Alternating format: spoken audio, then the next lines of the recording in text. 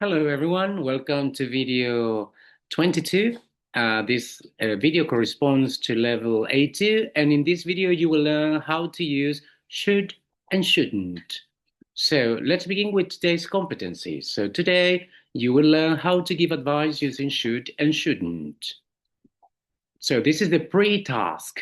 I want you to imagine these contexts. Imagine a tired person, maybe a stressed student, and also an unhealthy lifestyle.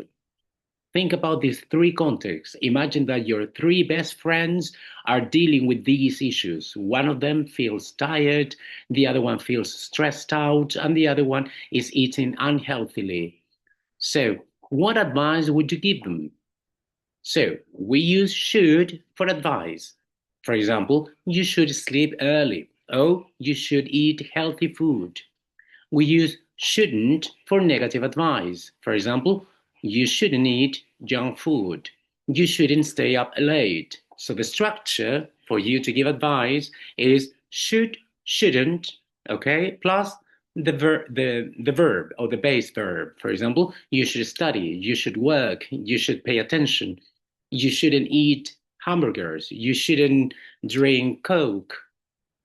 So, tip, remember, associate should with good idea. Shouldn't, a bad idea. So should, it's a good idea. It is a good idea for you to do exercise, for example. So you say, you should do exercise. Shouldn't, it's a bad idea. You shouldn't smoke, for example. You shouldn't smoke. You shouldn't drink alcohol. So let's practice. Repeat after me. You should study more. You should study more. You shouldn't smoke. You should exercise. You shouldn't skip classes. Say it again with confidence this time. You should study more. You shouldn't smoke. You should exercise. You shouldn't skip classes.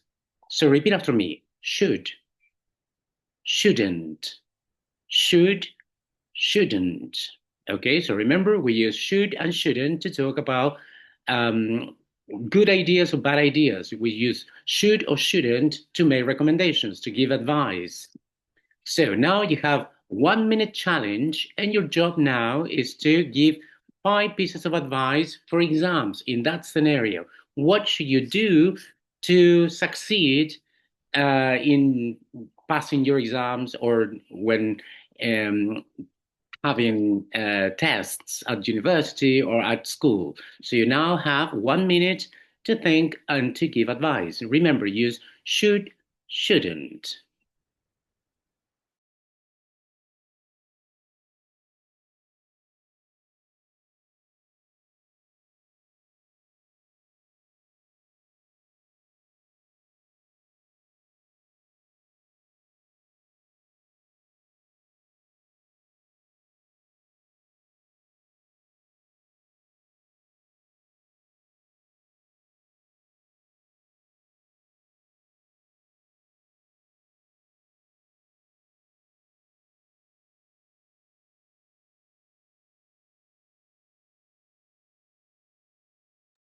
All right, time is up.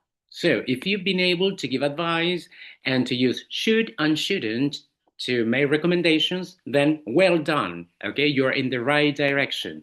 If you enjoyed this video, don't forget to subscribe and join the upcoming sessions in which we'll be sharing topics and we'll be practicing English and having colleagues, some of my colleagues who will be talking about specific topics that I've been covering in my videos. Okay, thank you very much for joining, and don't forget to continue using should and shouldn't to improve your English. Bye, thank you.